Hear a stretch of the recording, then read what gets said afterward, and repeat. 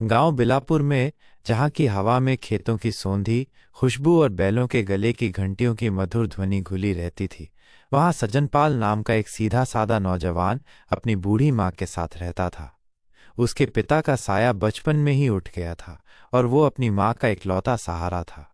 माँ ने बड़े प्यार से उसका नाम सज्जनपाल रखा, क्योंकि वो स्वभाव से सज्जन था और हर किसी के काम आता था। गांव के लोग उसकी सादगी और ईमानदारी के कायल थे। सज्जनपाल अपनी माँ के लाड़ प्यार में बड़ा होकर खेती का सारा काम अपने कंधों पर उठा लिया था। वो इतना मेहनती था कि लोग उसकी लगन की मिसाल देते थे। गांव के लोग कहते थे, अगर खेती करनी हो तो सज्जनपाल से सीखो, वो तो मिट्टी को भी सोना बना देता है। उसकी छोटी सी जमीन का टुकड़ा उसकी मेहनत के कारण हर साल लहलहा उठता था। उसने कुछ गाय भैंसें भी पाल रखी थीं, जिनका दूध बेचकर और घर में इस्तेमाल करके माँ बेटे का जीवन सुख चैन से कट रहा था।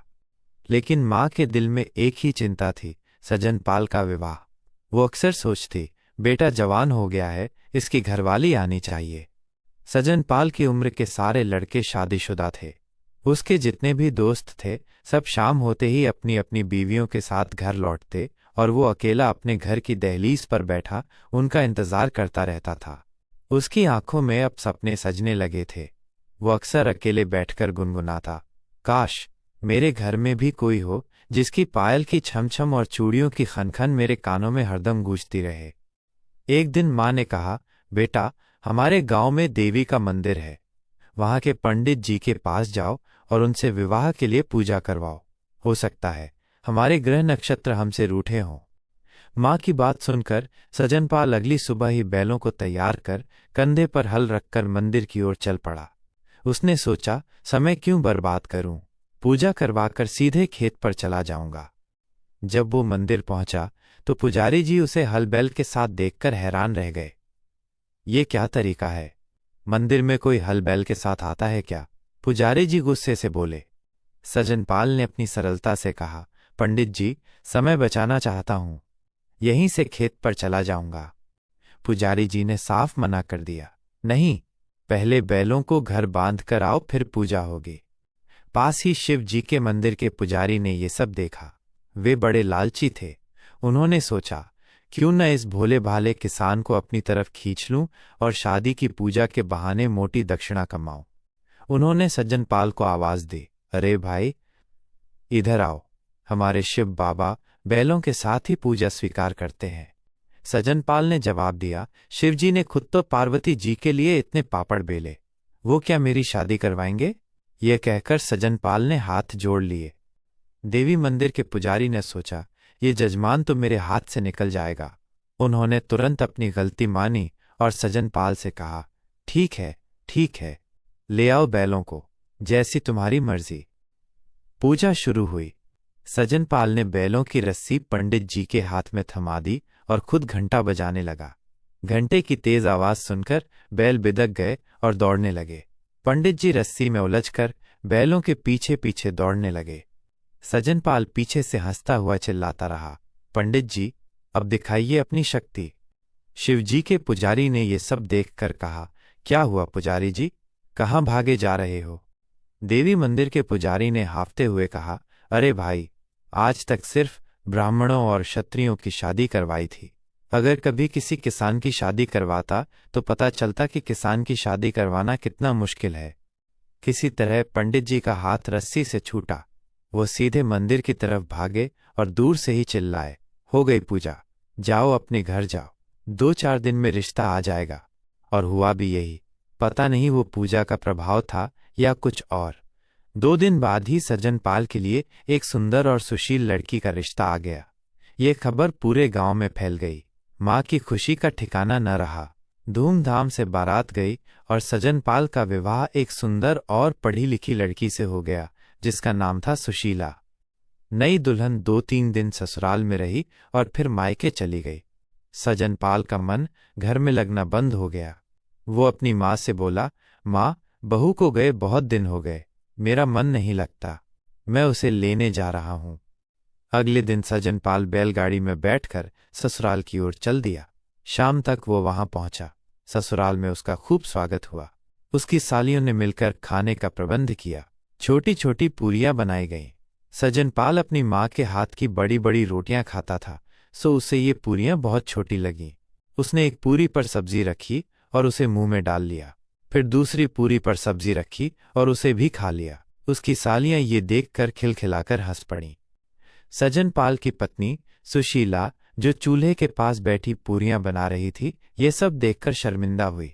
उसने अपनी उंगलियों से इशारा किया कि एक पूरी को तोड़कर 2 टुकड़े करके खाए। सज्जनपाल को लगा कि वो कह रही है, एक नहीं 2-2 पूरियां खाओ। उसने 2-2 पूरियां एक साथ खानी शुरू कर दी। सालियों की हंसी और तेज हो गई। सुशीला ने माथे पर हाथ मारकर सोचा, हे भगवान, किससे पाला पड़ा है, इन्हें खाने तक की तमीज नहीं। सज्जनपाल ने सुशीला को माथे पर हाथ मारते देखा तो उसे लगा कि वो कह रही है, मेरे माथे की सौगंध, ऐसे ही खाओ जैसे खा रहे थे, अब तो हद ही कर दी। सज्जनपाल ने जी भर के खाना खाया और थककर सो गया। अगले दिन जब वो विदा होकर चलने लगा तो सालियों ने हंसते हुए कहा, जीजा जी, रास्ते में मेला लगा है, हमारी बहन को घुमाते हुए ले जाइएगा। सज्जनपाल ने हामी भर दी। रास्ते में सच में मेला लगा था। भीड़ में उसकी पत्नी उससे बिछड़ गई। सज्जनपाल चारों तरफ उसे ढूंढने लगा। पास में ही राम जी का एक मंदिर था। सज्जनपाल वहां पहुंचा और प्रार्थना करने लगा, हे भगवान, मेरी पत्नी को मिला दो। पुजारी ने कहा, पहले 500 रुपये और ढेर सारे लड्डू। सज्जनपाल ने तुरंत चढ़ावा चढ़ाया और प्रार्थना करने लगा। वहीं पास में एक दूसरा पुजारी बैठा था। उसने सोचा, क्यों न मैं भी कुछ दक्षिणा कमाऊं। वो सज्जनपाल से बोला, भाई, राम जी की नहीं, शिव जी की पूजा करो। राम जी तो खुद अपनी पत्नी को नहीं ढूंढ पाए थे, शिव जी ने ही उनकी मदद की थी। शिव जी ही तुम्हारी पत्नी को भी ढूंढेंगे। सज्जनपाल को ये बात सही लगी। उसने सारा चढ़ावा उठाया और शिव मंदिर के पुजारी के पास चला गया। वो अभी पूजा शुरू ही कर रहा था कि उसकी पत्नी उसे ढूंढते हुए वहीं आ गई। सज्जनपाल की शिवजी पर श्रद्धा और बढ़ गई। उसने सोचा, पहली बार शादी भी शिवजी ने करवाई और अब पत्नी भी उन्होंने ही ढूंढी। उसने शिवजी को धन्यवाद दिया और पत्नी को लेकर घर लौट आया। घर पर बहू के आने से माँ बहुत खुश थी। बहू पढ़ी लिखी थी और घर के काम सीखने में रुचि लेती थी। एक दिन सास ने कहा, बहू, जाओ दूध बिलो लो। बहू ने दूध बिलोना शुरू किया। थोड़ी ही देर में मक्खन आ गया। वो सास को बताने गई, सासू माँ, दूध में माखन आ गया है। सास ने कहा, अरे राम, ये क्या बोल रही है, माखन नहीं कहते। बहू हैरान, क्या हुआ सासू माँ, मैंने क्या गलत कह दिया? सास ने नाक भौं से कोड़कर कहा, बहू, मेरे पति का नाम माखनदेव था, ये नाम घर में नहीं लेते। बहू मन ही मन परेशान हुई, कैसी अजीब जगह है ये। पति का नाम सज्जनपाल और ससुर का नाम माखनदेव, मैं यहाँ कैसे रहूंगी? अगले दिन फिर दूध बिलोते समय बहू को फिर से मक्खन मिला। वो सास के पास गई और बोली, सासू माँ, दूध में ससुर जी आ गए हैं, चलकर निकाल लो। सास ने फिर उसे डांटा, अरे पागल है क्या, ये रोज की चिक चिक से बहू तंग आ गई। उसे गांव में लोग सज्जनपाल की बहू कहकर चिढ़ाते थे। एक दिन उसने सज्जनपाल से कहा, अपना नाम बदलो। सज्जनपाल भी कोई नाम होता है, मेरे भाग्य फूटे थे जो तुमसे मेरी शादी हो गई। सज्जनपाल ने उसे बहुत समझाया, अरे भाग्यवान, नाम में क्या रखा है, नाम तो सिर्फ पुकारने के लिए होते हैं। जब पत्नी नहीं मानी तो सज्जनपाल ने उससे कहा, अगर तुम्हें नाम से ही फर्क पड़ता है तो तुम चले जाओ, लेकिन अगर तुम्हें मुझसे बेहतर कोई मिले तो चले जाना, अगर नहीं मिले तो वापस आ जाना। पत्नी गुस्से में घर छोड़कर चली गई। रास्ते में उसे एक फटे पुराने कपड़े पहने लड़की दिखी जो लकड़ियां बीन रही थी। बेटी, तुम्हारा नाम क्या है? बहू ने पूछा। लड़की बोली, मेरा नाम धनवती है। बहू सोच में पड़ गई, धनवती और लकड़ियां बीन रही है। वो थोड़ा और आगे बढ़ी तो एक आदमी भूसे की गाड़ी खींच रहा था। भैया, तुम्हारा नाम क्या है? बहू ने पूछा। मेरा नाम समृद्ध है, उसने कहा। बहू और हैरान हुई, समृद्ध और भूसा ढो रहा है। थोड़ा और आगे जाने पर उसे एक शवयात्रा दिखी। उसने लोगों से पूछा, इस आदमी का नाम क्या था? लोगों ने कहा, राम राम, बहुत अच्छे आदमी थे, नाम था दीर्घायु। यह सुनकर बहू के मन में जो नाम की पहेली थी वो सुलझ गई। उसने तुरंत घर की ओर वापसी की। जैसे ही वो घर पहुंची, सजनपाल ने पूछा, अरे, वापस आ गई? गुस्सा होकर गई थी। उसकी पत्नी मुस्कुराई और बोली, धनवती लकड़ियां बीन रही थी, समृद्ध भूसा ढो रहा था और दीर्घायु तो मर गए। मुझे समझ आ गया, नाम में कुछ नहीं रखा। आप जैसे हैं, बहुत अच्छे हैं। ये सुनकर सजनपाल की आंखों में खुशी के आंसू आ गए। उसकी पत्नी भी समझ गई कि उसका पति सीधा साधा भले है, लेकिन वो उससे बहुत प्यार करता है। सास भले ही पुराने ख्यालों की है, पर दिल की अच्छी है, और उसने तय कर लिया कि अब वो सब कुछ खुशी खुशी निभाएगी। और इस तरह सजनपाल और उसकी पत्नी सुशीला ने अपने प्यार और समझदारी से अपने जीवन को सुखमय बनाया।